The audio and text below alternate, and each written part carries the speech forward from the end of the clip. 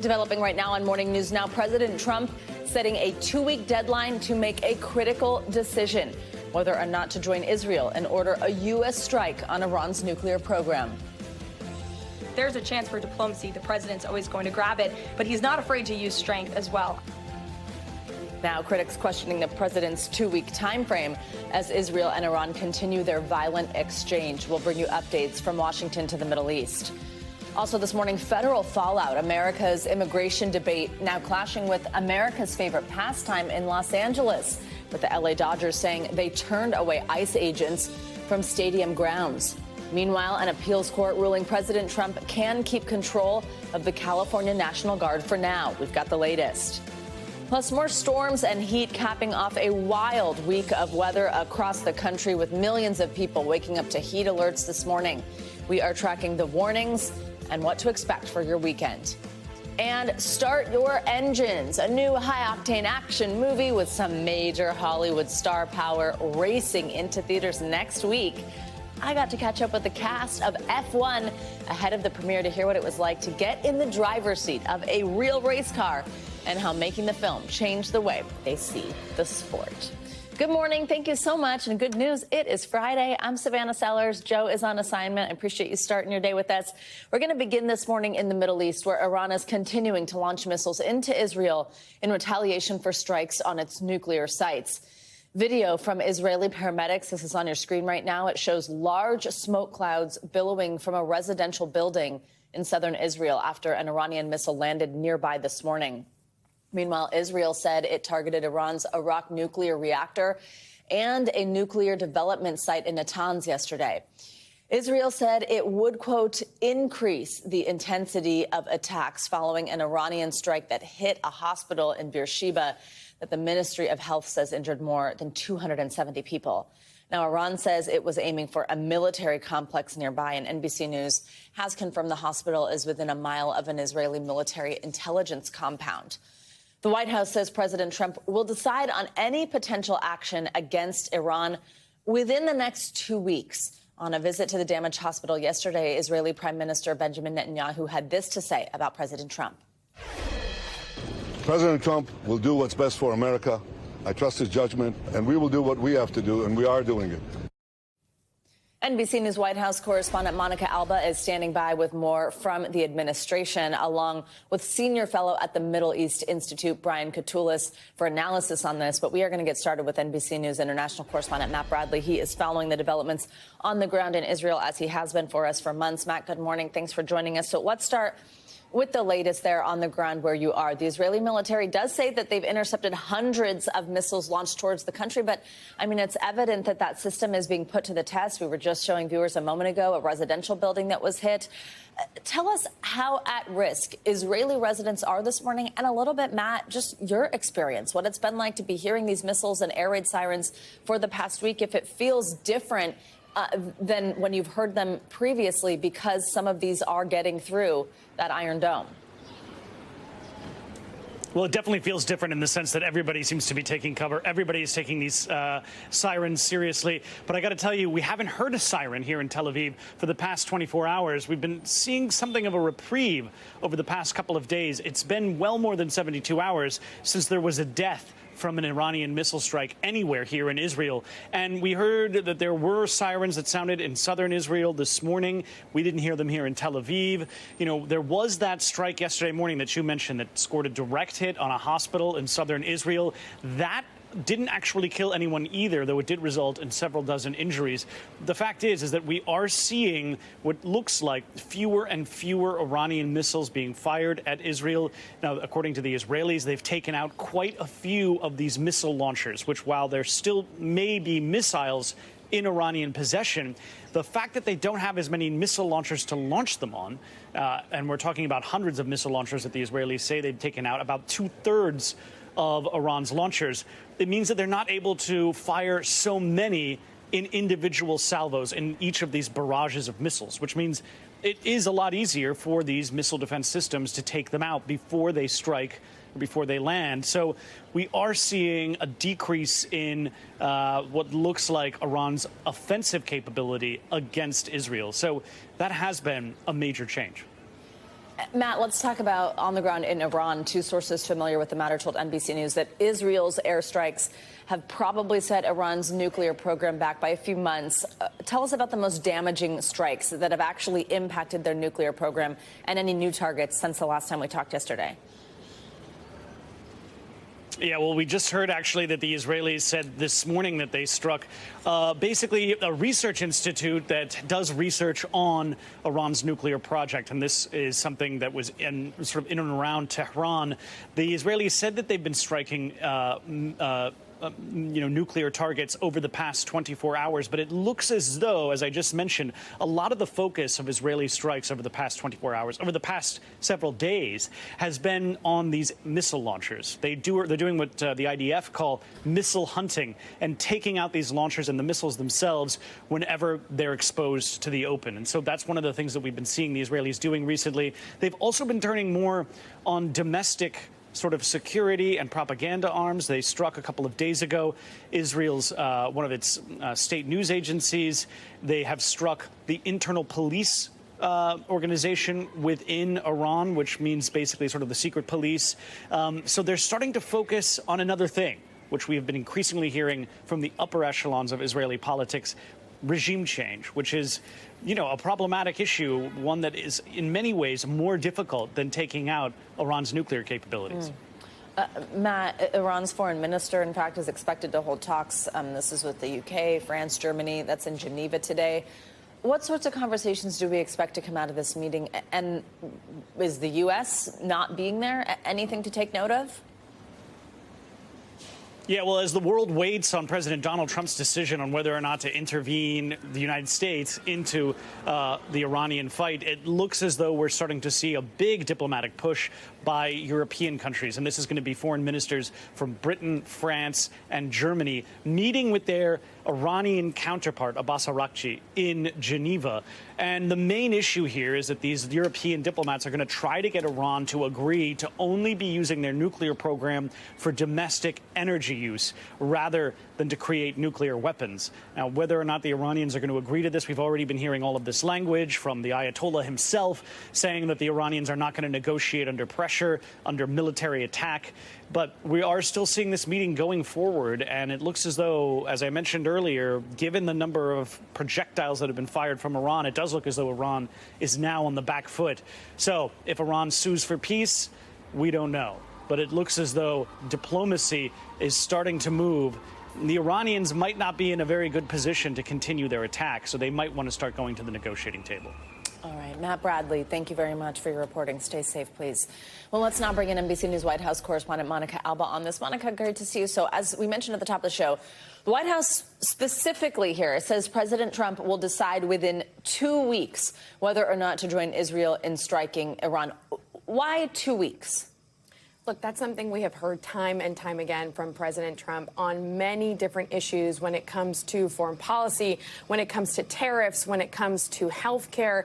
We have seen him promise a 2-week deadline over and over again, one that he does not often stick to. So if this sounded familiar to people, that's why. But this is also an opportunity, the White House argues, for diplomacy and for that potentially to play out. You were just talking about that meeting with European leaders in Geneva today with Iranian officials. We got a little glimpse of what may be represented there because we saw that the British foreign minister was meeting with Secretary of State Marco Rubio and the president's special envoy, Steve Witkoff, at the White House in Washington yesterday. So even if the U.S. isn't necessarily at the table physically, we know that the position and, again, this push to perhaps get some kind of a deal done still in this 2-week window will be represented during these talks. And this is a situation where the president had been implying that perhaps the Iranians would come to Washington to continue those talks, which the Iranians flat out denied. But it gives you a little bit of a glimpse and window into, again, this expectation that while the president makes this decision, though, again, it could go well beyond 2 weeks, he is still trying to see if these talks can be fruitful. Monica, we also understand that the president is relying really on a small group of advisors here on this issue.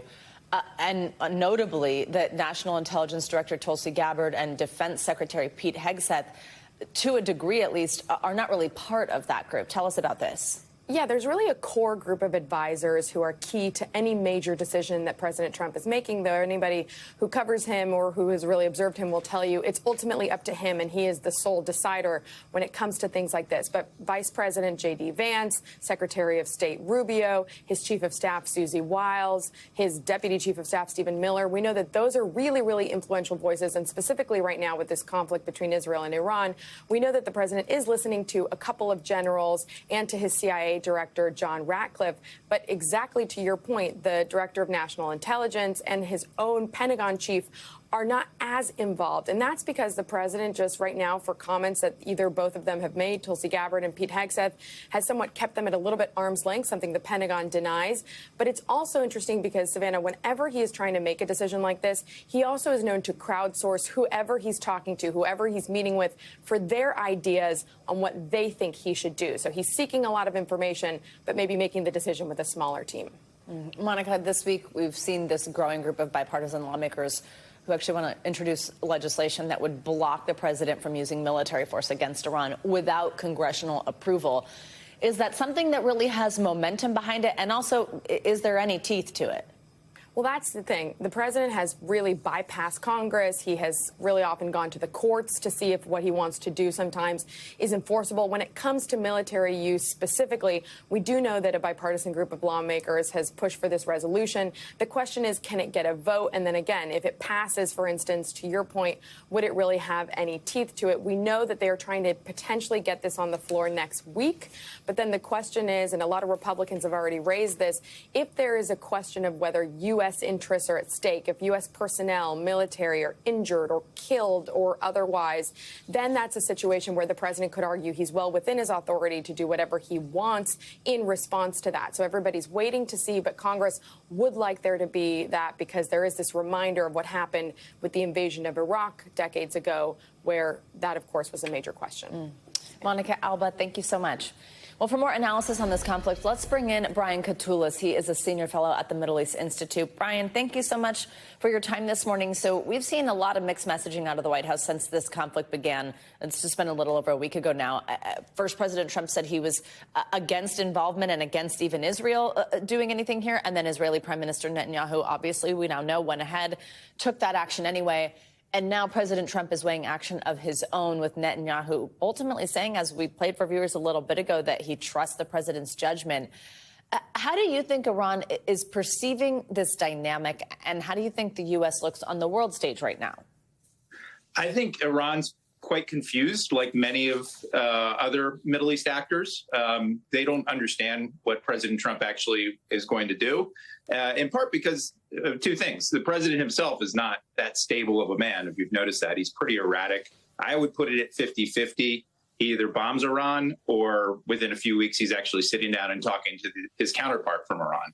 So there's uncertainty there. Some think that that gives the United States leverage. What I've noticed in my conversations with some of U.S. partners across the Arab world, and including in parts of Israel, too, is that it actually increases this perception that the United States is just not reliable. So I think it leaves this impression that, you know, nobody really knows what Trump is going to do, even Trump himself, and then especially some of his top advisors. I mean, his team is in disarray on the Middle East. He's comfortable with groupthink as opposed to being challenged in his ideas, as you mentioned, Tulsi Gabbard, Pete Hegseth, and others sort of on the outs. The other factor to look for is J.D. Vance. So it's really unclear what he's going to do here. And that's why I think you see other countries stepping in, European countries and others, trying to find some sort of diplomatic off-ramp. Brian, White House officials told NBC News this week that President Trump is considering, obviously, a range of options, but that could include a direct strike on Iran, specifically a particular nuclear facility that Israel would really like help on striking. What response, though, could this trigger from Iran? Do you think that U.S. action is worth the risk? Probably not. If you remember, in January of 2020, President Trump ordered a strike against Qasem Soleimani and other individuals who were the top Islamic Revolutionary Guard commanders in Iraq. This provoked a pretty limited response, but a limited response that led to dozens of the U.S. soldiers getting gravely injured. What I think would happen would be times 100. You'd see Iran essentially unleash all of its weapons, whatever it has left, as well as its proxies against the U.S. troop presence in Syria, in Iraq, and other places. It's a nightmare scenario because then it could draw the broader region in, which is, my guess is Trump here is bluffing. He's done this before. I mean, it's a very expensive, dangerous bluff, but the risks are just so high that I don't think many of our Middle East partners, including those he visited, if you remember during his spring bling tour last month when he went to Saudi Arabia, Qatar, and the UAE, these countries do not want this. They want de-escalation, and all of those deals he touted a few weeks ago will be in ashes if he actually proceeds, I think, with a major strike against Iran. Brian Katulis, we appreciate your expertise. Thank you so much. Thanks. Well, there were some tense moments in Los Angeles yesterday when ICE faced vocal pushback from the local community, including the city's baseball team, the Dodgers, when federal agents requested access to the grounds of Dodger Stadium to use as a staging area. The team says it turned them away. NBC News political and national correspondent Jacob Soboroff has the story. Please leave now. A dramatic scene at a Home Depot in Los Angeles. You're not wanted here. Federal agents in tactical gear detaining several people. While over at Dodger Stadium, more federal agents were gathering. According to the team, they showed up and asked to enter the parking lots. The Dodgers say they turned the agents away. A small group showing up to protest. Here at Gate E of Dodger Stadium, where reportedly these agents tried to get in, but they couldn't get into the gates, and you can tell people are angry. It's not clear why the agents were at the stadium, Homeland Security posting. This had nothing to do with the Dodgers, adding Customs and Border Protection was at the parking lot very briefly, and it was unrelated to any operation. Enforcement operations are continuing daily across Los Angeles. President Trump has directed all of our ICE officers to do everything in their power to carry out the single largest mass deportation operation in history. Some Dodger fans say they're frustrated the team hasn't done more to support immigrant communities. Dodgers, they thrive off the fan base that is Latino, off the workers that are Latino. They're not a detriment to our city or community. They are a benefit. Over the weekend, Dominican-American singer Neza sparking controversy after she sang the national anthem at the stadium in Spanish, after the team asked her to perform in English. Some criticizing the move, others celebrating it. 80% of the people here are Latino. I'm going to do this for them, regardless of what the consequences may be. Our thanks to Jacob Soboroff for that report. Well, the Dodgers say they are working on a plan to assist immigrant communities. It comes as a federal appeals court ruled that President Trump can continue controlling the National Guard in California for the time being. Yesterday's decision blocked a lower court's order that directed him to return control of the troops to the state after the president deployed them to L.A. in response to protests over the objections of Governor Gavin Newsom. Well, the court is expected to hold a hearing on the matter Tuesday. We will keep you updated on that. Well, today is the official start of summer. Things are really heating up. Tens of millions, in fact, are under heat alerts in parts of the central and eastern U.S., with some cities bracing for record-breaking temperatures as we head into the weekend. Meanwhile, parts of the East Coast are cleaning up after a round of severe storms that triggered damaging winds and rain. NBC News correspondent Erin McLaughlin has the latest.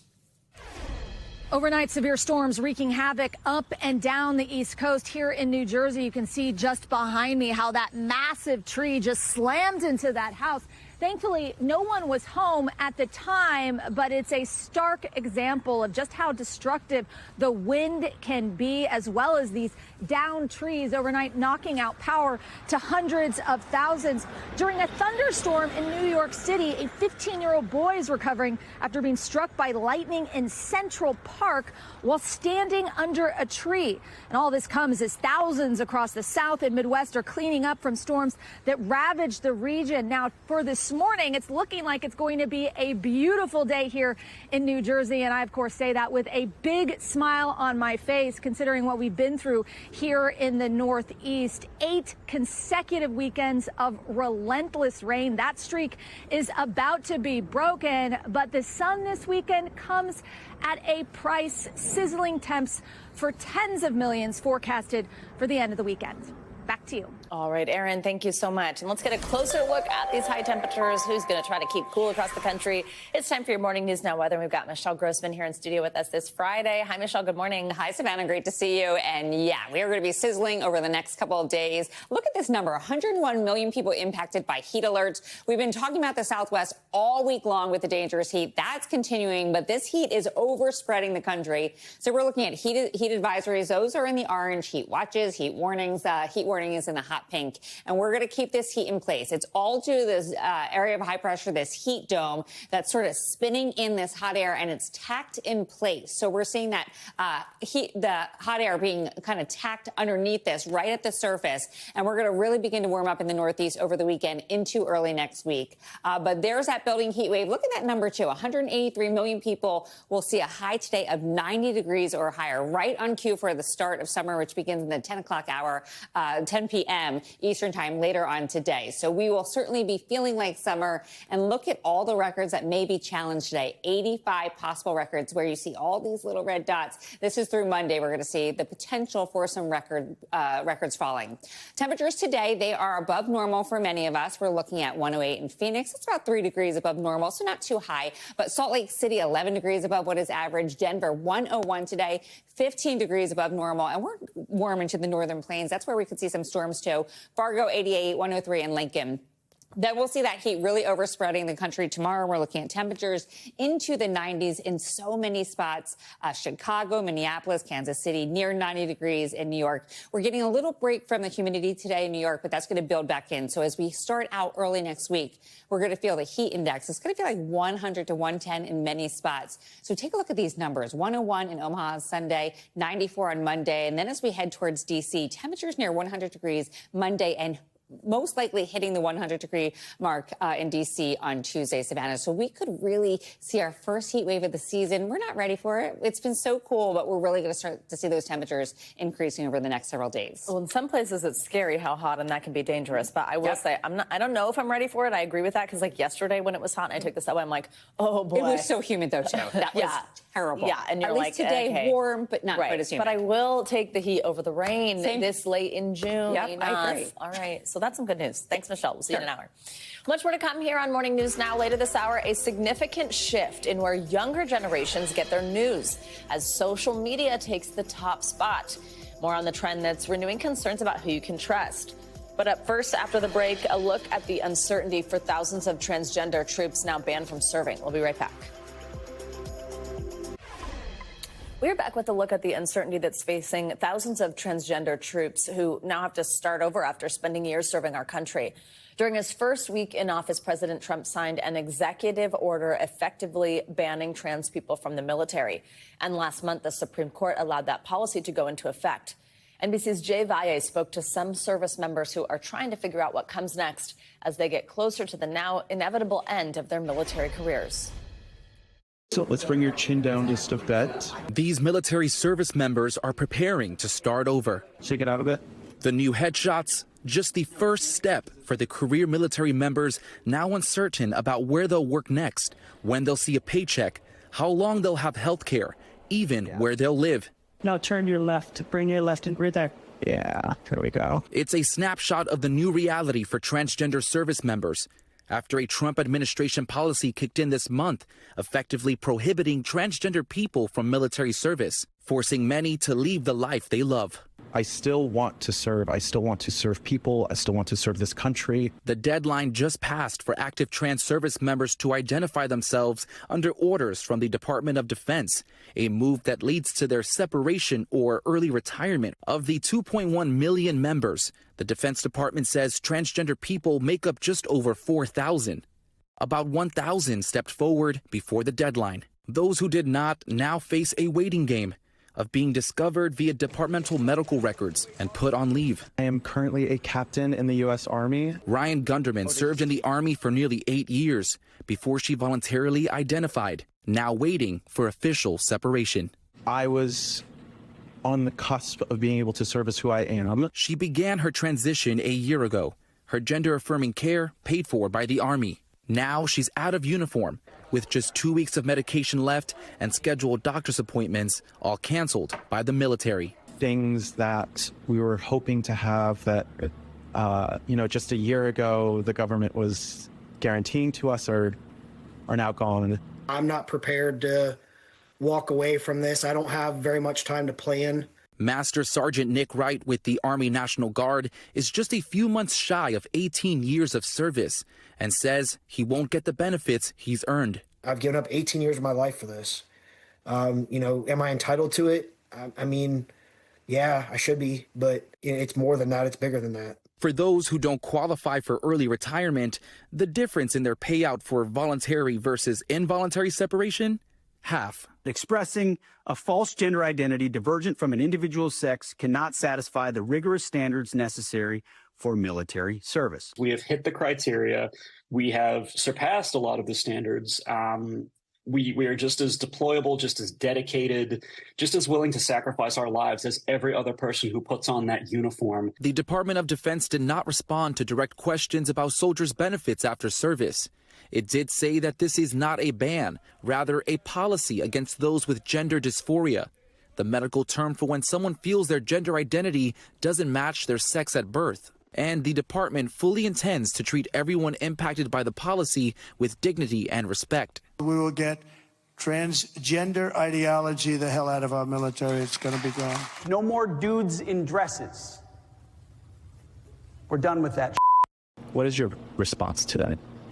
The true response is we are going to keep serving this country, whether it's in uniform or out of it.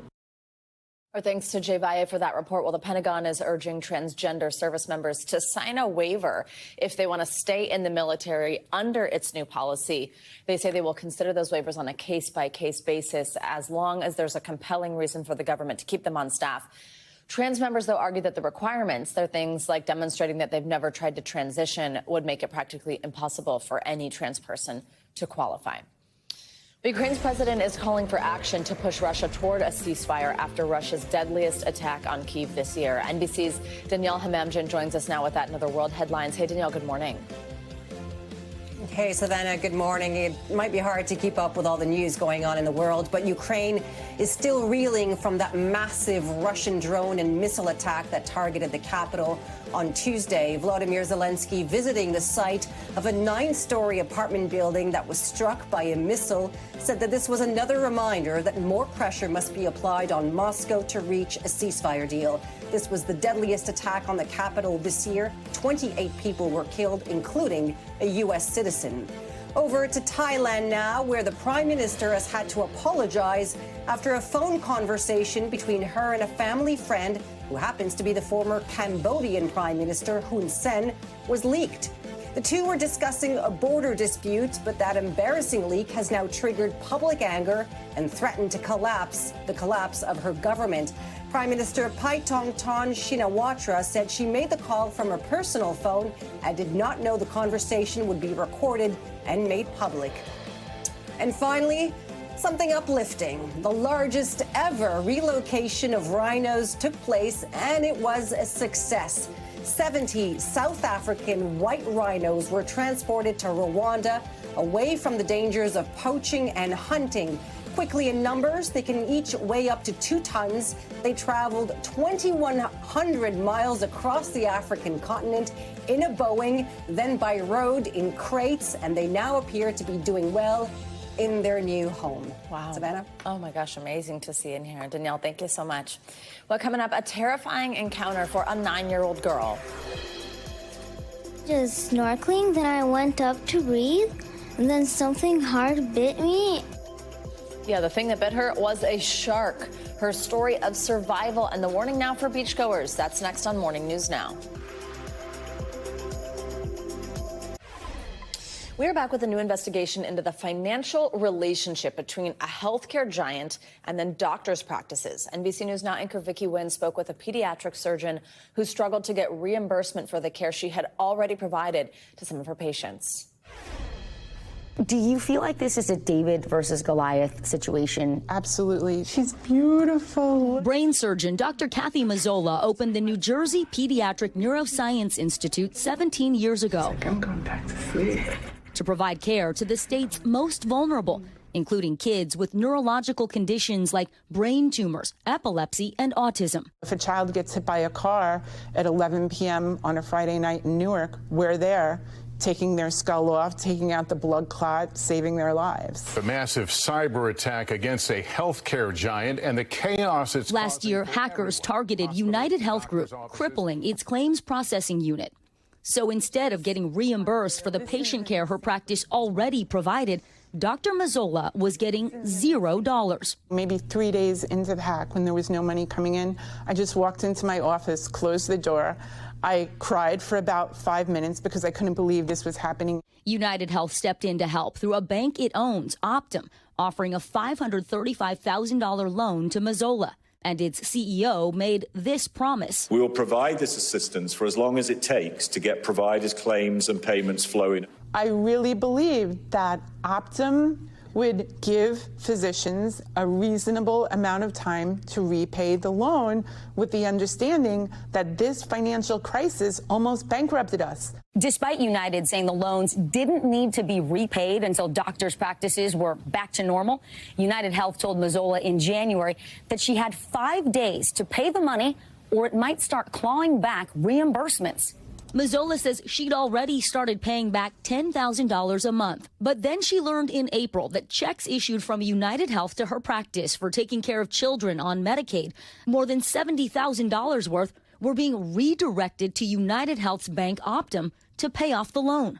I sent emails saying, like, we can't afford this, you can't do this. United Health declined to be interviewed, but in a statement said in part, Optum has and will continue to actively work with providers to identify flexible repayment plans based on the individual circumstances of providers and their practices. Meanwhile, the company reported $9 billion in earnings in the first quarter of this year, up 15% from last year. After Mazzola started complaining to the American Medical Association, United Health finally stopped redirecting her reimbursements. We easily lost over $1 million because of that hack. I'm just a pediatric brain surgeon, right? So what do I know? But we didn't cause this problem. We were just financially devastated by it. And in my opinion, United Health Group should be held responsible. Thank you, Wynn, for that report. Experts told NBC News that part of the problem is that United Health Group owns the insurance company, the claims processor, and the bank, all in one company. Dr. Mazzola says she wants Congress to step in and look at this. Important report there. Well, as summer kicks into full swing, several shark sightings along the East Coast are putting beachgoers on high alert. That includes an attack at a Florida beach last week where a 9-year-old girl nearly lost her hand. NBC News correspondent Morgan Chesky has more on these recent shark scares as that young girl speaks out for the first time since she survived the attack. A shark sighting clearing waters near Fort Lauderdale. This aerial video showing just how close 2 Florida swimmers came before the shark darted away. The encounter coming 1 week after a frightening Florida attack. And I could see her hand hanging. Okay. Like a piece and just blood everywhere. Okay. Mother Nadia Lindell captured on body cam following a shark attack on her young daughter, Leah. Tourniquet is applied. The attack happening on Boca Grande, a barrier island with gorgeous beaches and no lifeguards. The hospital, 9-year-old Leah sharing what she remembered. I was just snorkeling, then I went up to breathe, and then something hard bit me, and then it tried to take me away. Then I pick up my hand, and it's all in blood. With her hand all but gone, crews airlifted Leah to Tampa for emergency surgery. Meanwhile, in South Carolina, another attack reported just yesterday when officials say a 12-year-old girl was bitten in the water off Hilton Head Island. Now, as Leah faces a long recovery, her family hopeful, crediting a team of talented surgeons. I was holding her hand in my hand, and I didn't think there was any chance at all of saving it. It's some sort of miracle that God did in her life that now she has a hand. Tonight, her loved ones grateful, promising to be back on the water sometime soon. Morgan Chesky, NBC News. Oh, thank goodness she is okay. Coming up, a new kind of InfoWars. Social media now the top source of news for younger generations. When we come back, we'll look at the shift that's fueling concerns about misinformation. Morning News Now will be right back. Well, Welcome back. There's a major shift happening in the way Americans are staying informed. A recent report from the Reuters Institute shows that more than half of people under 35 use social media as their main source for news. That report states they're turning to platforms like TikTok, X, and YouTube instead of traditional sources like TV or news websites. But this shift in news consumption, it's creating some concerns about misinformation and the reliability of online news sources. Christina Vega joins us now for more on this. She's the Senior Director of Media Relations at the News Literacy Project. Christina, good morning. I am extremely passionate about this topic as someone who has worked at a legitimate news company for 12 years, but has had a show, for example, on Snapchat and on TikTok, because I think it's so important to make sure you have these legitimate news sources in these spaces. But it's just not always the case. But let's talk about some of the facts for TikTok. It's one of the fastest growing news sources. Also, though, people are turning to places like podcasters, even AI chatbots for information. First, let's talk about why people are choosing these sources over traditional media outlets. Is it because it's just where they're spending their time anyway? So there are certainly some alarm bells ringing in this report that really show the critical need for news literacy, especially for young people. So the first thing to note is that people might think that they're getting news on these platforms, but often what's being pushed are these personalities and influencers that follow much different ethical standards than journalists, for example. And so that's the first step, is just understanding what makes this content different. Why do people engage with this? Well, a lot of it is opinionated, and so it feels good to have our own opinions reflected back at us or confirmed. It might make people feel like they're a part of a community to consume this kind of content. And so it's a really fundamental news literacy skill to understand that followers does not always equal credibility. Gosh, that's a really great point. Let's talk podcasters. I mean, they become these major news sources for young adults, major interview sources, certainly. Joe Rogan, most widely seen personality, according to the Reuters report, and regularly topping, as #1 on all sort of podcast platforms. But despite their popularity, online influencers and personalities are also seen as one of the biggest sources of false information, or maybe opinionated information, right? Like, you're not necessarily going there to get news, you're going there to hear that person's perspective on something.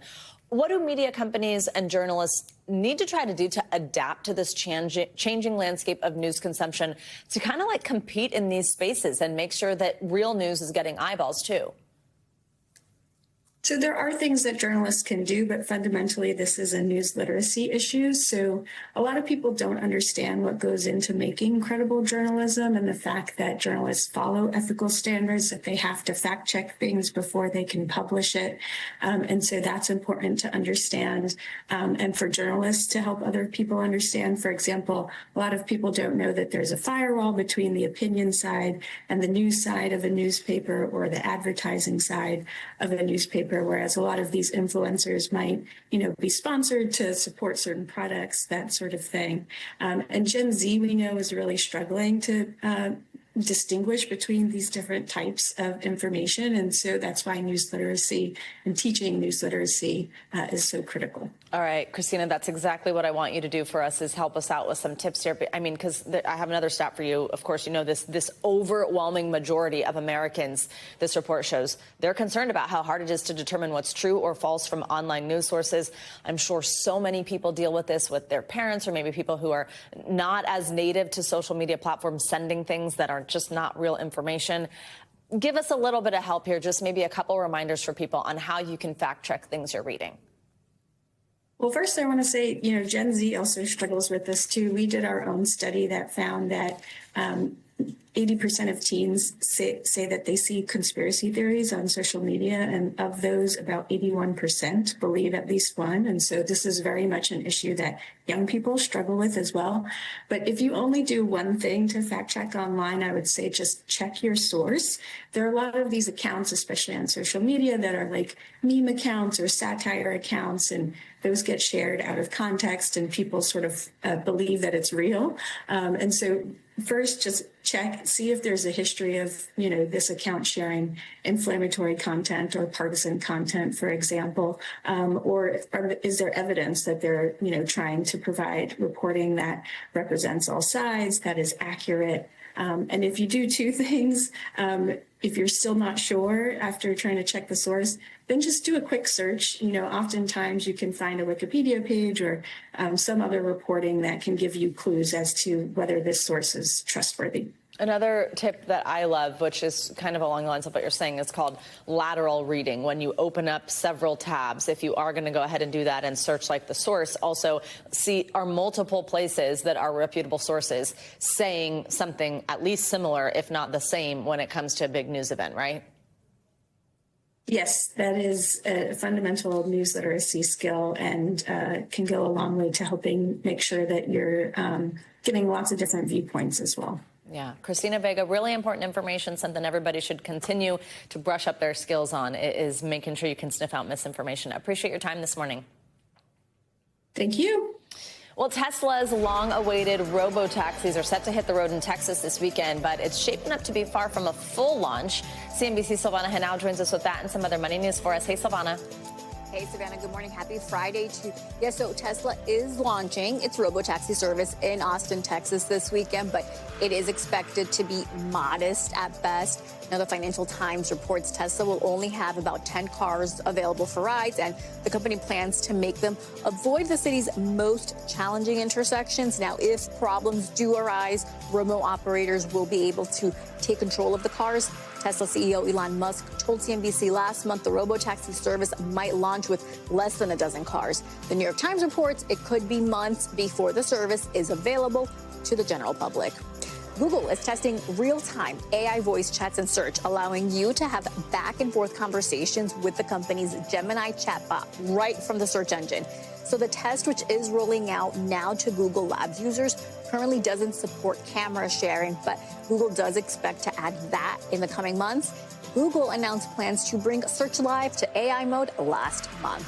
And, well, it's the first day of summer. Happy summer. And there are plenty of deals to celebrate the season. Pizza Hut reward members can get a free one-topping large pizza now through Sunday if you spend $7.99 online or in the Pizza Hut app. Cava is giving its rewards members a free classic pita chip or hot pita chip order with no purchase necessary. And Friendly's is offering $1 off any scoop, cone, or dish of ice cream, Savannah. Savannah, I'm just feeling deal. Yeah, that's great. Love when you bring us all the food news at this early in the morning. I'm just feeling good that like today only is the official start of summer, because with all this rain, it's felt like it hasn't started yet. I know. You know what I mean? I agree. And today we get a beautiful day here on the East Coast. There you go. It's time. It's perfect. Yeah. Thanks, Silvana. See you in a bit. Got it. Well, coming up, fast cars and movie stars. A new movie with some serious star power is putting Formula One racing in the spotlight. Ever lose yourself in racing versus acting? Yeah, hell yeah. Up next, I'll share my conversation with the cast of F1, so don't speed off. This is Morning News Now.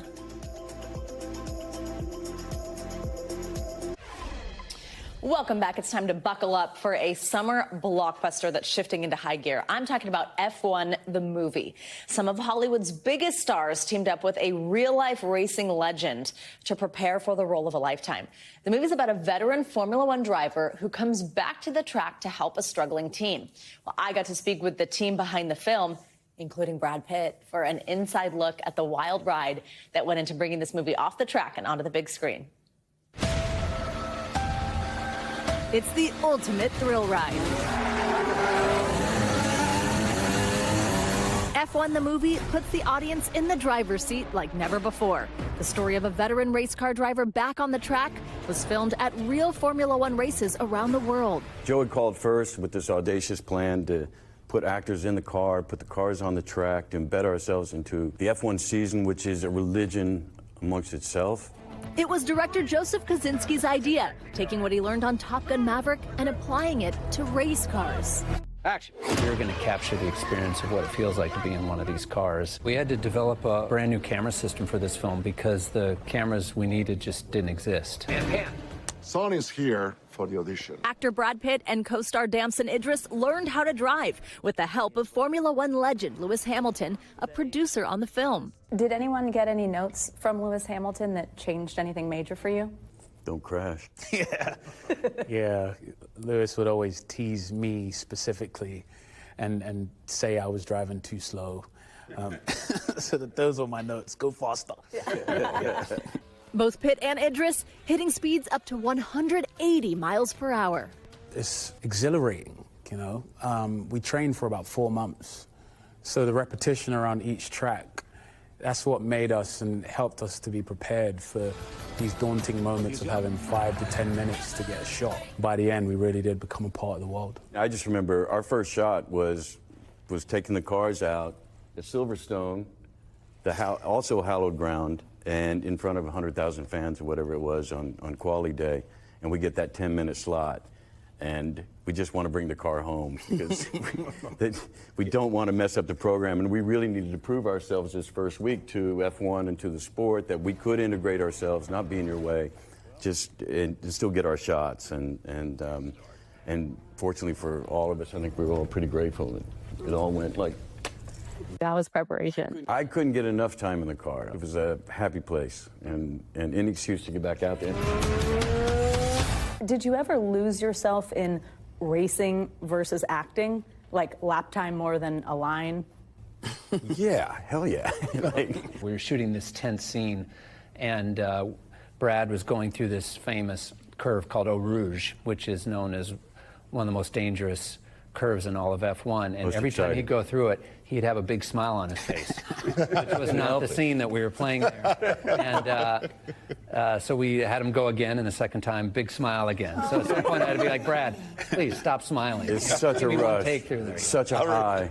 The physicality, not lost on producer Jerry Bruckheimer. The amount of effort that Brad and Damson put in, it was so hard on their bodies. The G-force, they're taking 5 Gs in those turns, and they have to remember their lines, and they're in front of 140,000 people, and 100,000 people on television watching them, not even knowing they're in the cars. Is there such thing as an insurance policy on Brad Pitt going 180 miles an hour? We did have an insurance policy. Did it ever get a little sketchy with them really driving? I'd say for me it was Vegas. Vegas was sketchy. Vegas was. Don't say that now. It was sketchy. It's a track that only exists for a few nights every year. It was freezing cold, which is not good for these cars.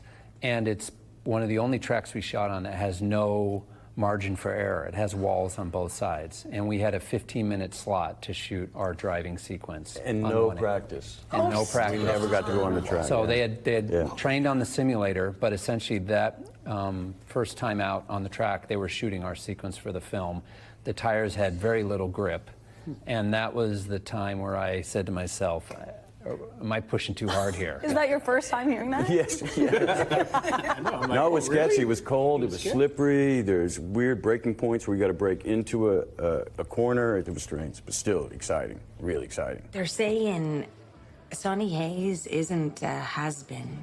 He's a never was. Actress Carrie Condon could barely even watch her co-stars speed around the track. I watched once. No, I didn't watch it. I just focused on my own stuff and left the race. So you like straight talk?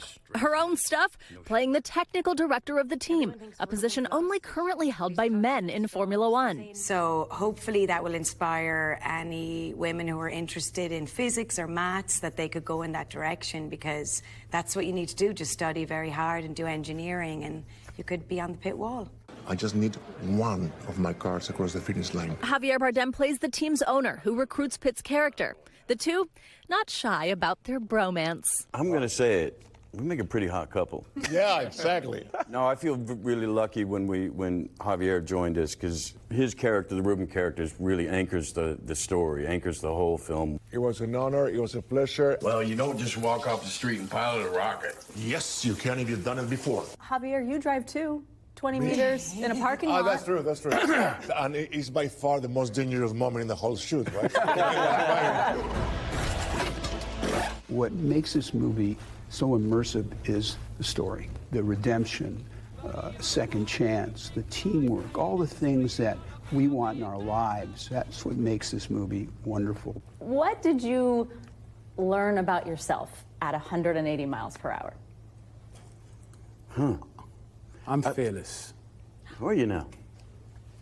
I'm fearless. And I say it. That sounded damn sexy. Last question, who's faster? We go back and forth on this one. He is faster than me. He's faster. Come on. No. We're both really, really fast. We're never going to get to the end of this question, ever, until you put us on the same track at the same time. 3 laps to lifetime.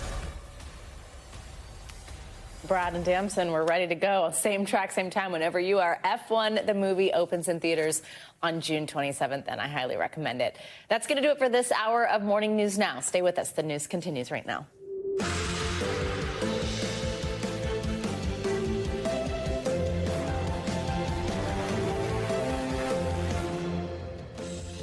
Good morning and happy Friday. I'm Savannah Sellers. Right now on Morning News Now, a dangerous split screen of severe weather kicking off summer with a boom. Chaos on the East Coast overnight as storms pummeled major cities, including right here in New York, where a teen was actually struck by lightning in Central Park. Meanwhile, record-breaking heat scorching millions of Americans, even topping triple digits in some spots out west.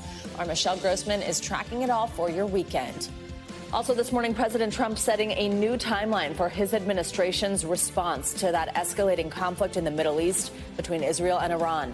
The White House saying he'll make a final decision in 2 weeks. It comes as the two nations traded more devastating blows to vital infrastructure overnight. Our Richard Engel is on the ground with the latest. Plus, the July 4th travel weekend right around the corner. AAA, though, forecasting more than 70 million Americans will hit the roads and take to the skies. But are the nation's airports ready for yet another summer surge? We have got your preview. And later in the hour, if it's Friday, that can only mean one thing. We've got your ticket to the latest and greatest from the world of Hollywood and beyond. Everything that you simply can't miss this weekend. But in many places, it may actually be nice, so maybe you'll be out and won't be watching stuff, because today marks the official start of summer. Now, as we head into the weekend, officials are warning that it is going to be dangerously hot for much of the central and eastern U.S. Tens of millions of people under heat alerts even, with some areas expected to top triple-digit temperatures. The record-breaking heat comes as several cities are cleaning up from a round of severe storms this week that triggered torrential rain, destructive winds, and severe flooding even. NBC News correspondent Erin McLaughlin has the latest. I'm shaking. Chaos on the East Coast overnight. Storms pummeling the region with torrential rain and damaging winds, bringing down trees. In Virginia, the dangerous weather even igniting power lines.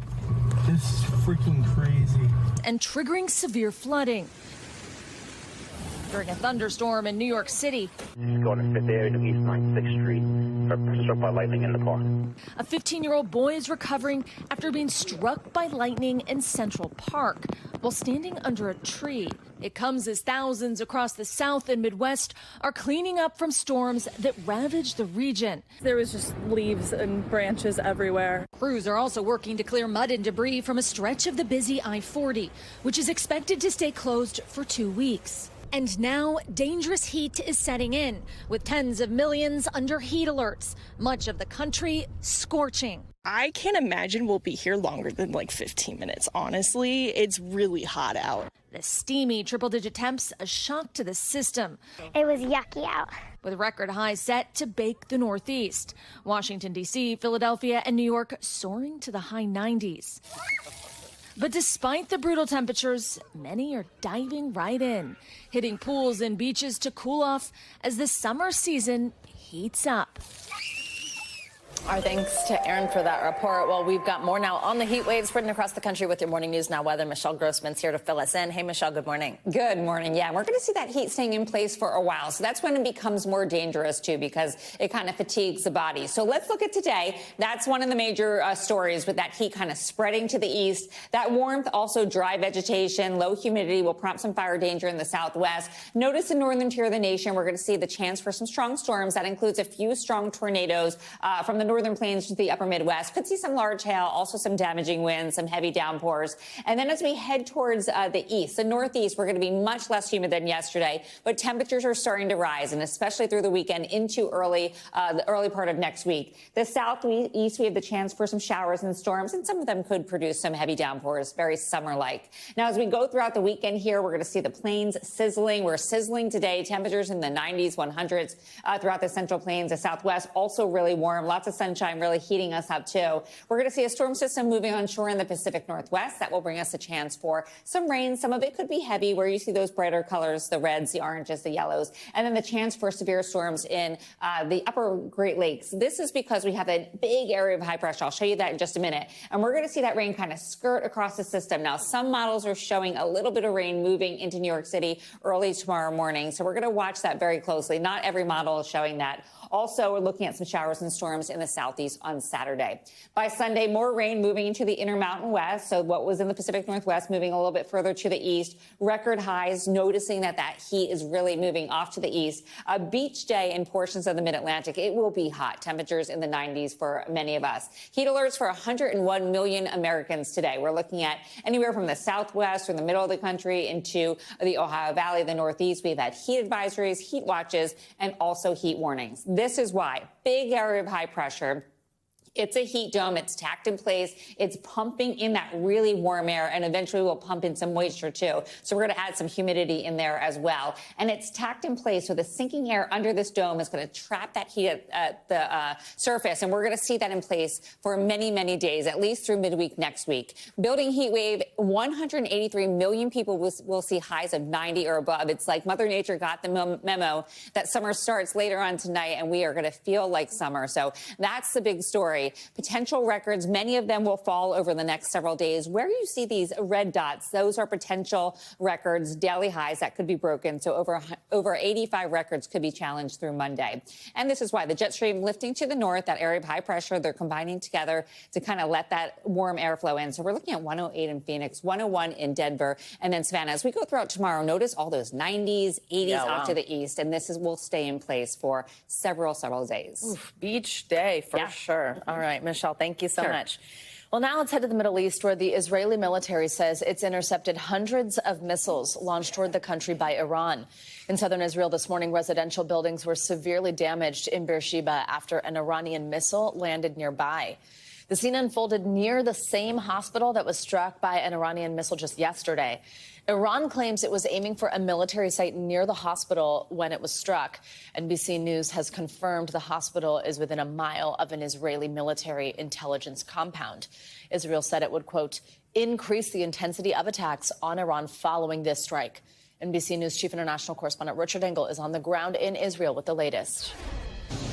As you can see, the cleanup operations here are still underway. At least one Iranian ballistic missile made it through Israeli air defenses, damaging this residential building and nearby office buildings containing tech companies. There were no reports of any deaths.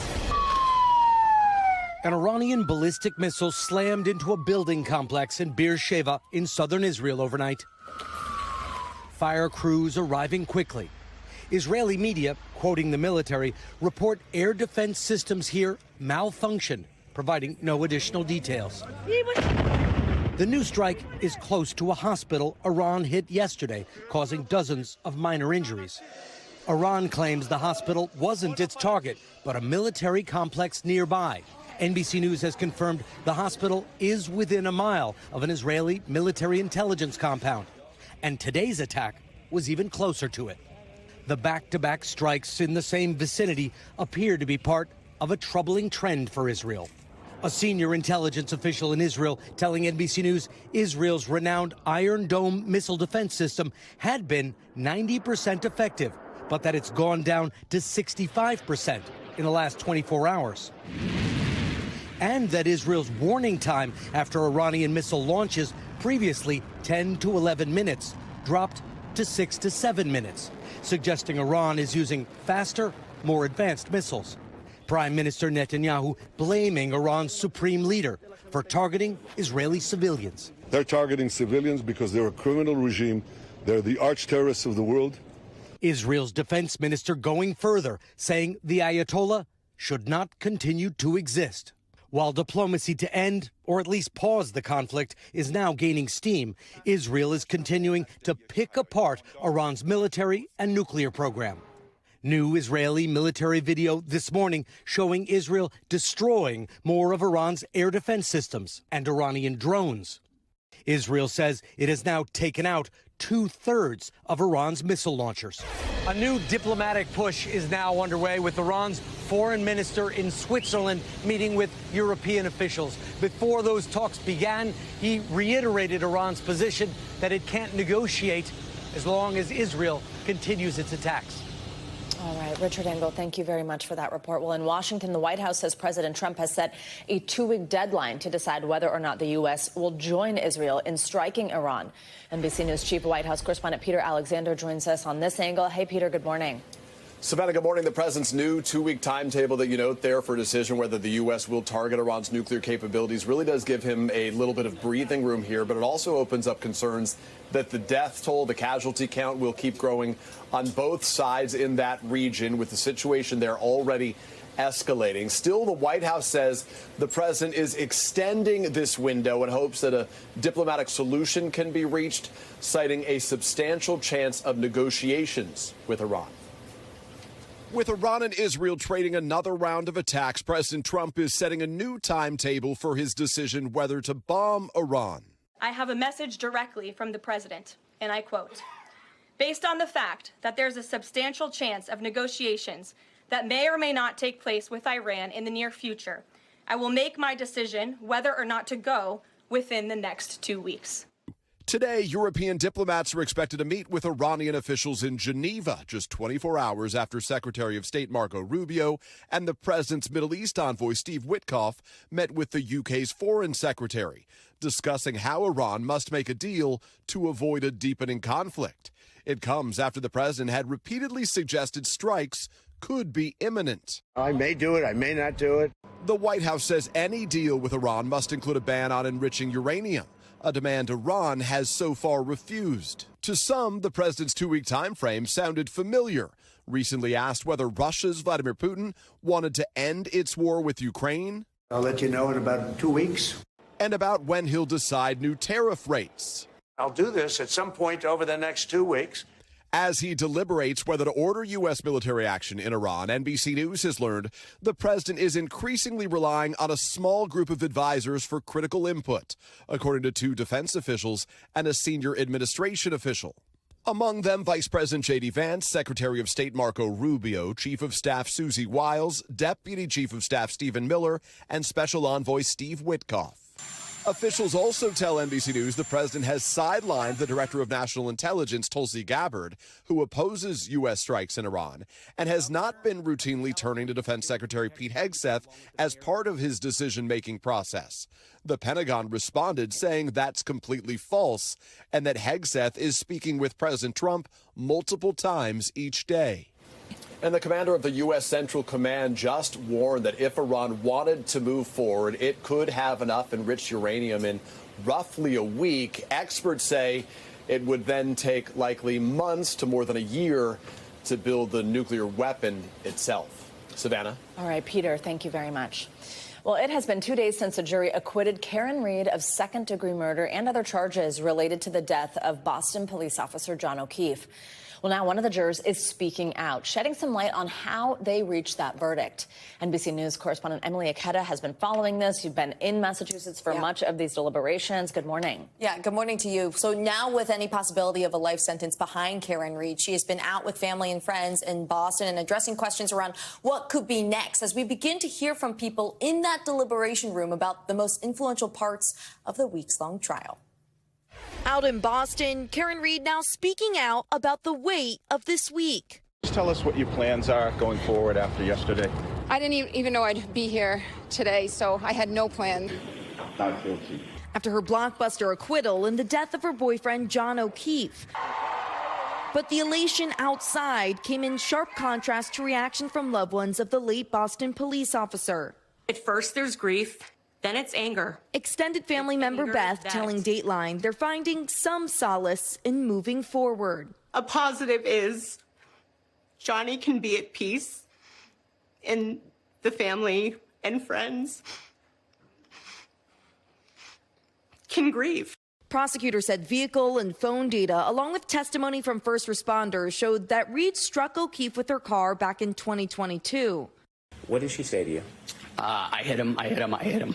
But it wasn't enough for the jury in Reed's murder retrial. There was a lot of reasonable doubt. One juror telling TMZ visuals of Reed's working red taillight after the alleged collision raised questions for him. When we could see the taillight, it was lit up red where it shouldn't just have been red.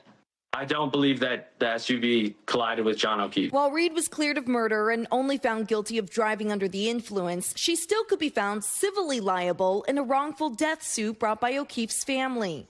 The burden isn't that high, and so you actually aren't found criminally responsible. You're found liable. They punish you by taking your money. Some locals in Dedham are just relieved those clogged sidewalks have cleared out. Do you have ever imagined this small suburb being shot into the national spotlight? Never, never. A member of Reed's defense team acknowledged to Dateline they adjusted their strategy in this retrial, focusing on raising reasonable doubt around the collision rather than pursuing an alternative theory in the case. Savannah shifts that clearly paid off for the defense team. It really did. And still more to come on this story. Yeah, with that civil lawsuit we'll be watching. Absolutely. Thank you so much, Emily. Well, now we're just 2 weeks away. Can you believe it? From the 4th of July. And AAA predicts tens of millions of people are expected to make a trip this year. There's one major concern, though, of course, looming over the holiday. Can U.S. airports handle the record travel volume?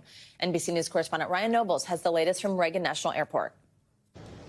We are coming off a massive Memorial Day weekend to kick off the holiday travel season, and the 4th of July is always a popular time to get away. And with the holiday falling on a Friday this year, you should expect busier airports and roads as soon as next weekend. America's summer of travel already in full swing, and now expecting a big surge over the next couple weeks. AAA projects more than 72 million people are expected to travel 50 miles or more over the July 4th holiday period, starting the weekend before. A vast majority, more than 61.5 million, by car. By the time you get to Saturday, June 28th, most kids are out of school, so that's when families can start making moves. The two worst days that we're anticipating on the roads are going to be Wednesday, July 2nd and Sunday, July 6th. Come on. Another 5.8 million are expected to fly. Transportation Secretary Sean Duffy in San Diego Thursday to showcase what he calls an urgent need for equipment upgrades and control towers, as he said the FAA is dealing with a shortage of controllers nationwide. They should not be using this equipment. I think Americans expect much better. I'm pulling every lever I can to get as many controllers to stay and into the pipeline and certified to make sure we don't have that shortage. One airport where things have improved recently, Newark Liberty, following equipment outages, staffing issues, and a runway under construction. United Airlines, which uses Newark as a major hub, says since the runway reopened, it's gone from 15th to 1st for on-time airports. The airline also says it's prepared as the FAA anticipates its busiest summer travel in the last 15 years. We are fully staffed, fully prepared, and ready for summer.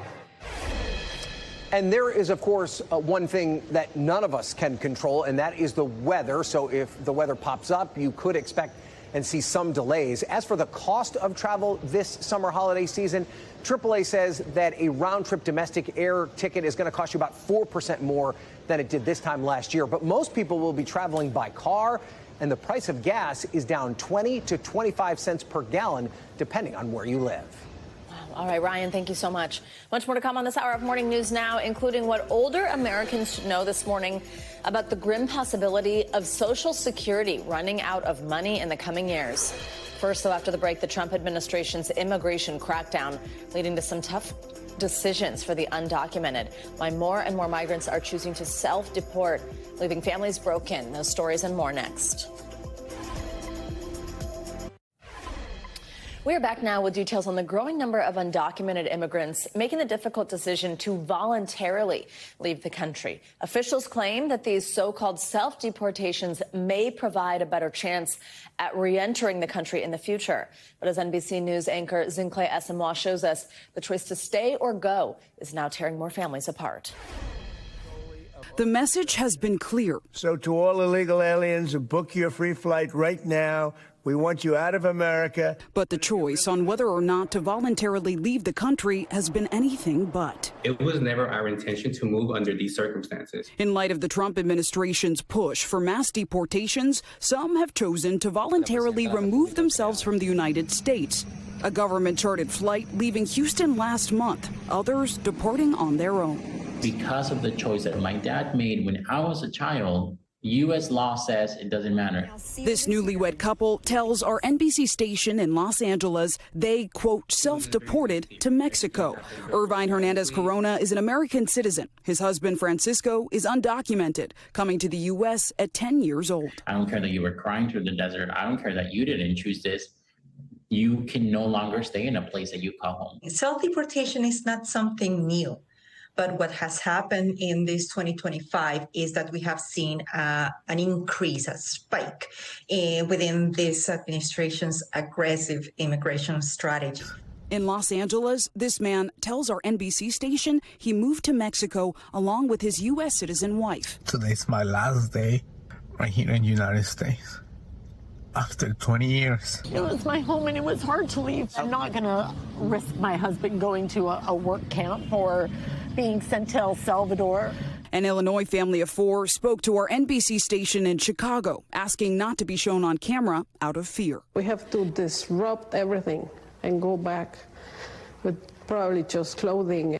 Now they're pulling their children who have lived in the U.S. their entire lives out of school and going to Mexico. I really want to go away. I really want to go away from this. Others have left family behind. Julie Ear telling NBC's Gotti Schwartz she helped her mother self-deport, documenting the experience online. Come with me to self-deport my mom after being in this country for 36 years. It's just been grieving, honestly, just being sad, kind of just living the reality of not having her. Where I wish I could just go and hug her, and that's not an option right now. While the exact numbers for those who voluntarily leave the U.S. are unclear, a spokesperson for the Department of Homeland Security tells NBC News the numbers are now in the tens of thousands. We expect that number to vastly increase. Just last month, DHS announcing travel assistance and a $1,000 stipend for those who choose to leave the country. What do individuals in the United States need to understand about voluntarily leaving the country?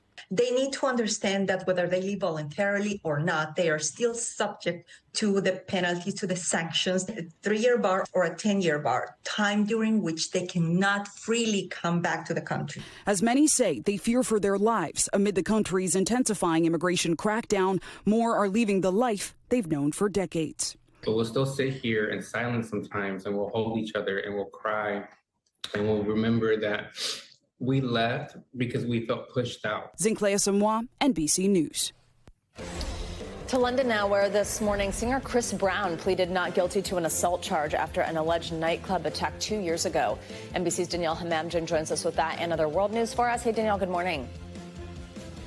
Good morning, Savannah. That's right. We begin right here in the UK, where singer Chris Brown appeared in court in a case related to a 2023 incident at a London nightclub. Brown pleaded not guilty to attacking a music producer with a bottle. He's charged with attempting to inflict grievous bodily harm in what prosecutors say was an unprovoked attack. The R&B singer was granted bail back in May after promising to pay nearly $7 million in order to begin his tour. And still in Europe, if Hungarian police have their way, the annual Budapest Pride March will not go ahead later this month. Hungary, under Prime Minister Viktor Orban, has restricted gatherings if they break child protection laws on public promotion of homosexuality, which authorities believe would be the case here. But the mayor of Budapest is not having any of it, vowing that the march will go on. And finally, take a listen to this.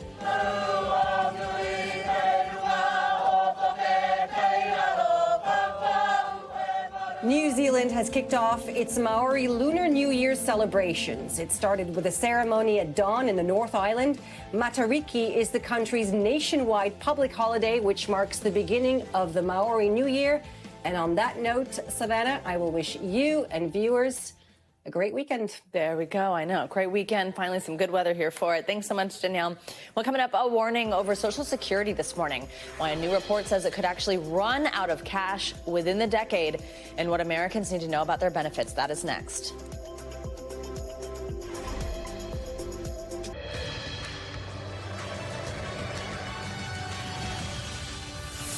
We're back now with a closer look at what's making news in the world of politics this morning. We're going to start off with another alleged act of violence targeting a member of Congress. And it comes, of course, as lawmakers call on House Speaker Mike Johnson for more security funding.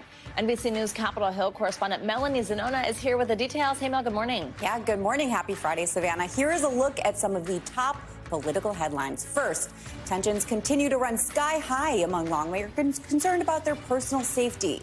Republican Congressman Max Miller said he was the victim of an alleged road rage incident in Ohio yesterday, saying he was run off the road and threatened by a person who proceeded to show a Palestinian flag before taking off. Leaders in both parties condemned the incident, and the United States Capitol Police are helping with the investigation.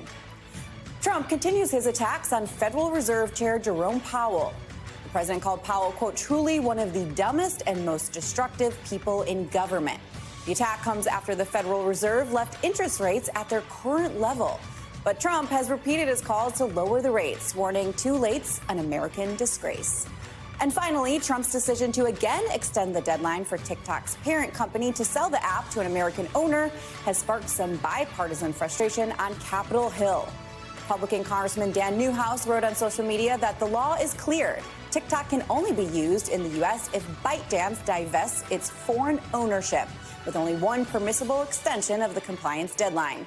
And then on the other end of the political spectrum, Democratic Congressman Brad Sherman said the law only allows one single extension, so Trump's failure to enforce it is illegal.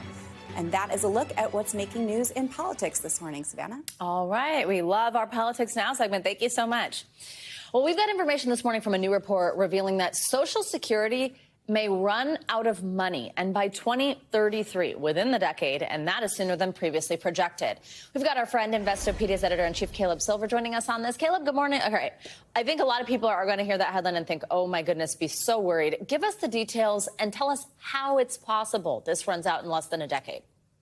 Yeah, good to be with you. And this gets everybody's attention. There's some 66 million people that receive Social Security, those average payments, somewhere around $2,000 a month. So this is a new report from the trustees of the Social Security Fund, and that's the Treasury Secretary, that's the Robert F. Kennedy Jr., the head of Health and Human Services, but also the head of the Department of Labor and Social Security. They say because of the excess spending on Social Security benefits and the changing demographics of the workforce, more people are getting hospitalizations, and we're living longer, that trust fund could be depleted or be insolvent by 2033. That's a year earlier than forecast. It doesn't mean it'll be all gone. It just means payments are likely to be reduced to Social Security recipients by as much as 26% or so, 19%, I should say, by 2033. So the payments might be reduced unless legislation is passed to increase the contribution we make into the Social Security funds.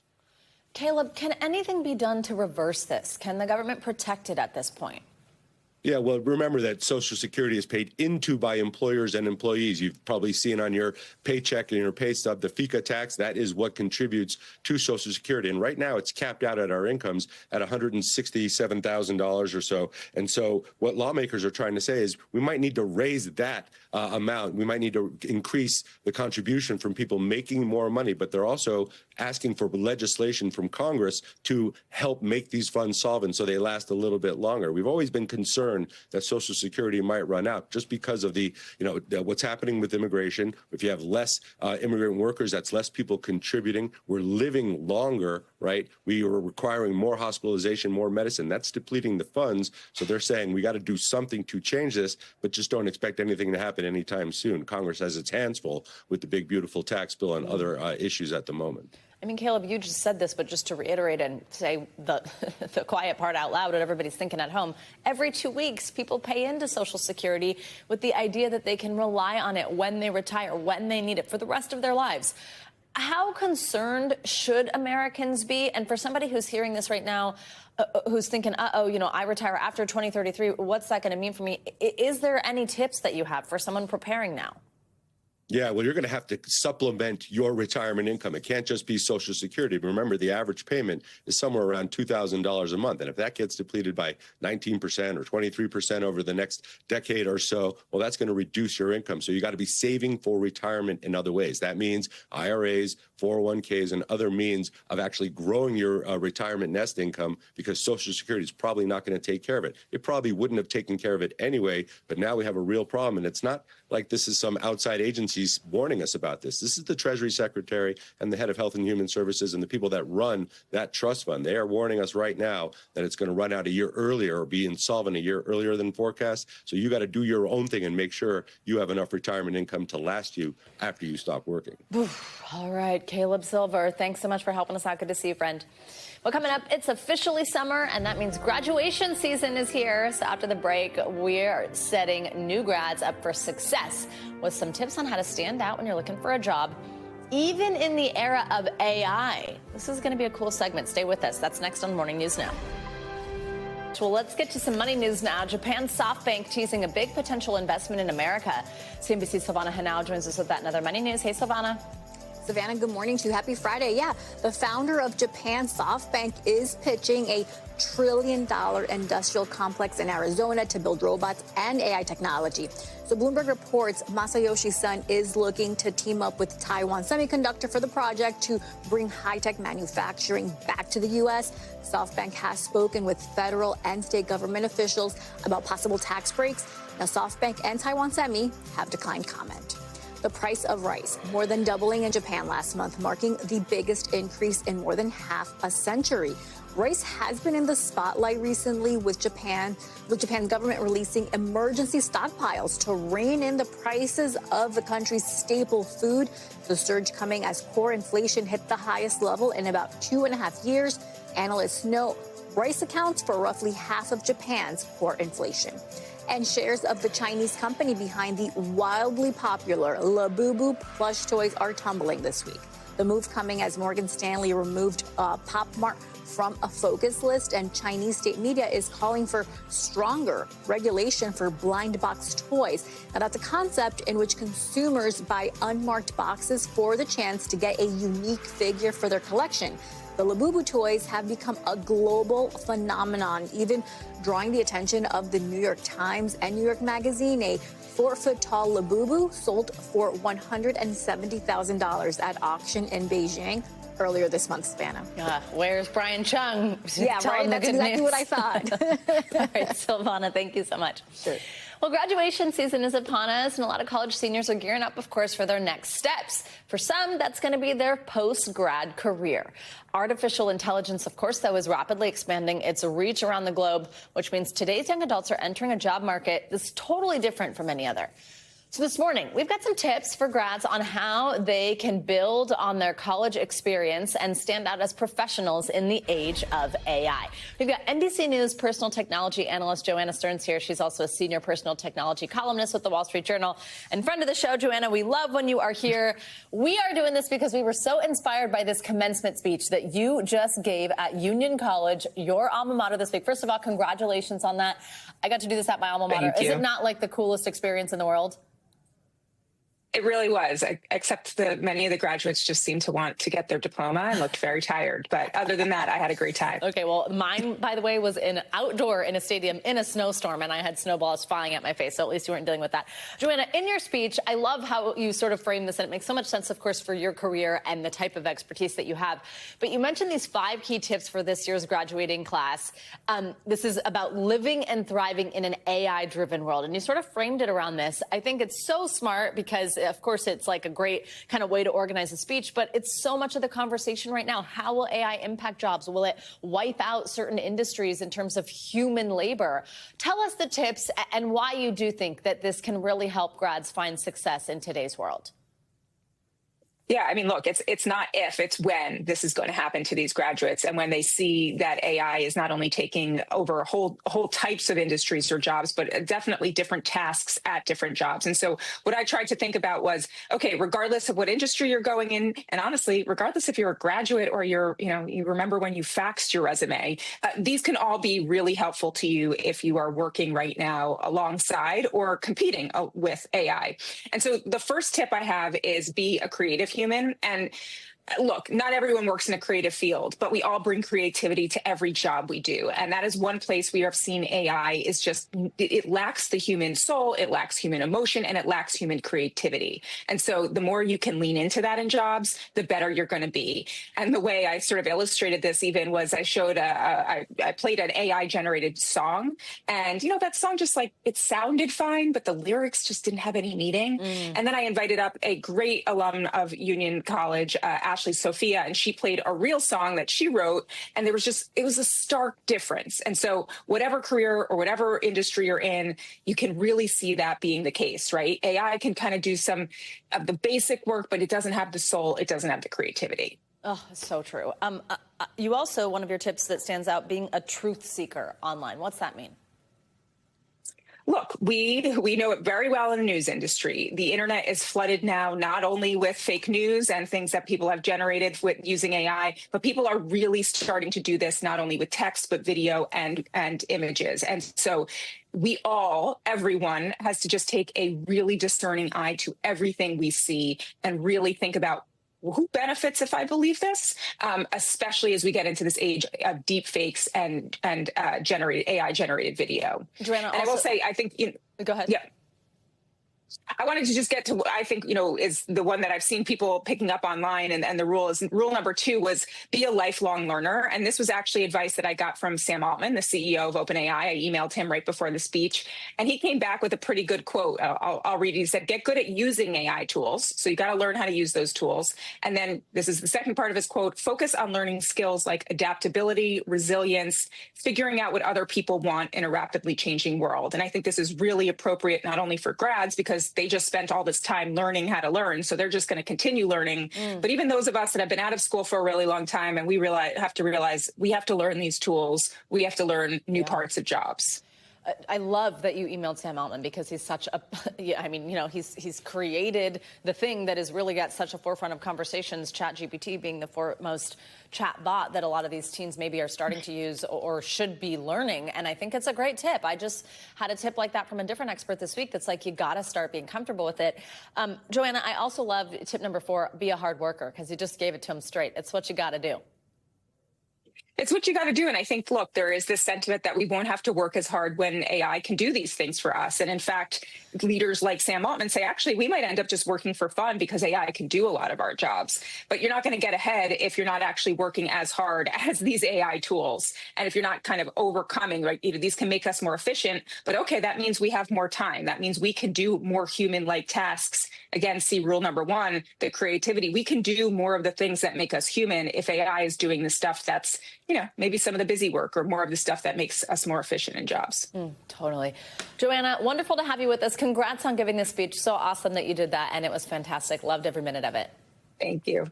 Thank you so much. Coming up, if it's Friday, you know what time it is. We've got your front row seat to everything from the world of Hollywood and beyond that you simply can't miss this weekend.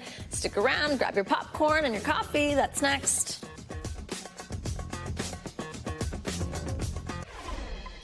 Welcome back. The iconic movie Jaws turns 50 today. It was filmed on Martha's Vineyard, which is marking 5 decades of a film that not only changed summer blockbusters forever, but sparked a curiosity about sharks that's alive and well today. Well, our very own Joe Fryer, he traveled to Martha's Vineyard, where shark conservation is set to be a key theme this weekend. Good morning. In the movie Jaws, the shark is 25 feet long, which even for a great white is greatly exaggerated, to put it mildly. Steven Spielberg wanted to create a true movie monster. Well, today we remember that monster, but it's the heroes of the film who are inspiring us. 50 years ago, a fictional movie shark made real-life beachgoers a little nervous about jumping in the water. People are apprehensive about going too far out into the water. But the story of Jaws actually began with a novel written by someone fans of the movie might recognize. A cloud has appeared on the horizon of this beautiful resort community. Peter Benchley, who made a cameo playing a journalist, penned the book that inspired the film, motivated not by fear, but by love. He was fascinated with sharks. He was fascinated with people's reactions to this kind of a force that they couldn't control. Benchley's wife, Wendy, says the blockbuster movie launched a wave of discovery, a surge in people who wanted to become marine scientists. And Peter got hundreds, thousands of letters from around the world from people saying, yeah, I was a little afraid, but boy, was I fascinated. One of those fascinated theater goers, a kid from Massachusetts named Greg Scomo. Who are you? Matt Hooper. I'm from the Oceanographic Institute. His childhood hero is Matt Hooper, the marine biologist in Jaws. You study sharks. How much did Jaws have to do with that? You know, I saw it in a movie theater when I was 13 years old, and I immediately fell in love with both the shark and the shark scientist. He's now Dr. Scomo, a world-renowned shark scientist with more than 40 years of research and conservation work on his resume. I started to realize, the more I looked into sharks, how little we actually knew about their basic biology. How long do they live? What do they eat? Really simple questions we knew nothing about. What he would learn is that the population of this essential ocean predator was declining. Since 1970, the number of sharks has plummeted 71%. Yeah, there are a lot of folks who think that Jaws caused the demise of shark populations, but that's simply not true. It was really the development of commercial fishing operations that targeted sharks that led to their demise. Still, shark attacks are constantly making headlines. While the number of unprovoked attacks has gone up over the past century, the odds of a fatal shark attack are incredibly rare, 1 in 4.3 million. You're more likely to be bitten by a human being than by a shark. Over time, the shift from fear to fascination has helped turn the tide for conservation efforts. Technology is making it easier to monitor shark movements. A lot of their features haven't changed, and that's why we call them evolutionary masterpieces. And conservation campaigns on social media are flourishing. Shark dives have also surged in popularity, with shark tourism generating $314 million a year globally. You're going to need a bigger boat. While Peter Benchley passed away nearly 20 years ago, for his wife, it's a legacy that endures. How do you think Peter would feel about where we are right now? I think Peter would be just absolutely delighted and awed. All of it tracing back to a fish story that did far more than frighten. It created a whole bunch of shark scientists, underwater filmmakers, photographers. Those are good things. It's been really fun to live through the phase of all sharks are bad to sharks are really cool and good. Heading into the summer, we do have a few shark safety tips. Don't swim alone. Know your strengths in the water. Avoid swimming around schools of fish. And if you are worried about sharks, do a little homework. Scientists now share so much data about what's in your area. Of course, right now the focus is on celebrating Jaws' 50th anniversary. We might need a little bit of a cocktail here. This is from our friends at the Harborview Hotel. They call this the Shark Attack. Of course, you do have to add a little bit of red wine, you know what I mean. I think I'm going to need a bigger glass. Cheers, guys. Good one, Joe. Enjoy. Cheers. All right, well, speaking of hit movies, it's Friday. It means it's time for your weekly can't miss list. This is all the film shows, things that you got to see this weekend that are coming out. For more, let's bring in our friend Ralphie Aversa, host and producer of Entertain This. Great to see you. Good morning. Good morning. All right, lots to watch this weekend, as always, starting with a new Pixar movie. Yeah, Elio. So this is an original film. It's about a kid named Elio who doesn't quite fit in, and so he gets beamed up into an alternate universe. Savannah, could you imagine if you got beamed into an alternate universe and you had to be Earth's representative? That's what Elio is. He's mistaken in this alternate universe as the leader of Earth, this and kid. He's a little boy. And so he's trying to navigate that. He's so cute. A little bit of star power here, too. Academy Award winner Zoe Saldana voices Elio's Aunt Olga. So love only that. in theaters, Elio this weekend. It's crazy how cute Pixar can make things that are, you know, just cartoons. But I'm like, oh, you just want to give that little boy a hug. Just like the couple from Up. Like, are you kidding me? Yes, okay. exactly. Anyway, let's talk about the next one. 28 years later. Now, this is the third installment of 28 Days Later series. Tell us about this. Yes, you're right. It is the third movie. We're going to forget about that 2007 sequel, though, for a second. We're just going to throw that. Well, we're just going to forget about it. Okay. We could talk about 28 Days Later, the original from 2002. What was the Cillian second Murphy, one of called? course. I think it was also called 20. See, there you go. I don't even have it at the top of my head. So there you go. But we're forgetting about that. And this new one, 28 Days Later, maybe it was weeks, is going to be the part of a three-part sequel, a trilogy. The second one's going to come out in January. This one out this weekend. Alfie Williams plays the little kid here, Spike, who goes and meets these, not zombies, as Danny Boyle, the creator, told us, but infected people. This did kind of give way, though, 28 Days Later, when it came out in 2002. It gave way to, like, The Walking Dead and Last of Us. And vibes, like, post-apocalyptic, setting there. So, yeah, but this is in theaters, and I'm sure people will be interested to see this, especially if they like the original. Love. All right, we've got one that I want to know. Is this more rom-com? Is this more thriller? This is called Bride Hard. It's a bit of both. Okay. I mean, all right. Is it actually a thriller, or is it kind of like a campy, like, ooh, it's scary? kind of a thriller. It is kind of a there's thriller. a flat iron used as nunchucks at one point. I don't know. Okay, okay, that sounds camp, Ralphie. And there's some guns that get fired off as well at a wedding. Rebel Wilson, you see there. Oh, there's the nunchucks. See, told you. Oh my gosh, is that a hot curly iron? That's horrible. Yeah, it's not what you want. It's not what you want. Rebel Wilson, maid of honor, who plans a bachelorette party, and she has to ditch out on the party because she's a secret agent. This mission that she's on spills into the wedding, and Ralphie, I'm going to be honest with you. You're not seeing this one? I'm questioning your... Because I just asked if it was camp, and everything we just saw in there, you're like, it's a real thriller. Well, there's guns. Ralphie, Rebel, I tried. Not that there's anything wrong with camp. I love Rebel Wilson, by the way. Yeah. Anyway, okay, streaming. Let's see. What can you watch? Something on BritBox. This is called Outrageous for those people who have BritBox. Yeah, think about the Kardashians in the Great Depression. So this is actually based on a true story. 6 sisters who basically don't want to live by the rules, and so they get into all types of drama. BritBox.com, by the way. This is through the BBC if you want to stream this weekend. But this is a very interesting, getting really great reviews as well. And I'm getting sold on BritBox by our senior producer, Jennifer. She tells me there's awesome shows on it. And we do talk about it a lot, so I'm interested. Okay, Buccaneers, I actually got a sneak peek of this whole season because I got to interview Christina Hendricks, who's in the show. I really like this show. Yeah, and season 1 was very well received. And if you liked season 1, well, you're going to love season 2 because it picks off right where. I love when a show does that. Right where season 1 left happened? off. Yes, exactly. And season 1, as you remember, not to spoil it for anybody who hasn't gotten to season 1 yet, maybe you could binge that. And then the first episode, which is available now, of season 2. But of course, there's the introduction of a new character. That's pretty much well known at this point. Leighton Meester in the mix here for season 2. And her character, big twist there on what's going on with her. Oh, yes. It's big. This is like Bridgerton with an edge, I'd say, for anybody who's interested. All right, we've only got like 20 seconds here. We Were Liars. We Were Liars. This is based on novels. It's on Prime Video, and all of the episodes of this limited series are available to stream this weekend. Love it. Ralphie Versa. Wow, that was a great job. We got it all. And, well, camp, yeah.